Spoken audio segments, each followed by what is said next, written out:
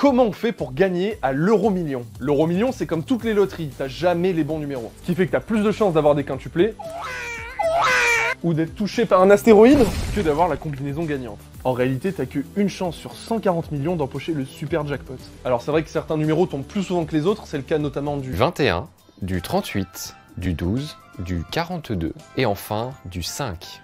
Sauf qu'en réalité, c'est un hasard total, les 50 numéros ont exactement la même chance de sortir à chaque tirage. En fait, la seule méthode efficace pour gagner une loterie, c'est le mathématicien roumain Stefan Mendel qui l'a trouvé. Pour info, il a gagné 14 fois la loterie, que ce soit au Royaume-Uni, en Australie ou en Roumanie, entre les années 60 et 90. Voilà sa méthode, jouer toutes les combinaisons possibles. Si l'on prend l'exemple d'une loterie où le jackpot s'élève à 10 millions d'euros, eh bien si la grille individuelle coûte 1 euro et qu'il y a 3 millions de combinaisons de grilles possibles, même en les achetant toutes, il était largement rentable. Du coup, il lui restait plus qu'à recruter un maximum de complices pour remplir les grilles, et après, c'est la fiesta, ils se partageaient les millions restants. Sauf que le problème de cette méthode, c'est que ça finit par attirer l'attention des autorités, que ce soit en Australie ou aux États-Unis, la méthode Mendel c'est fini, les lois l'interdisent. Et surtout, dans le cas de l'euro-million, il faudrait acheter 139 838 160 grilles pour pouvoir empocher le super jackpot.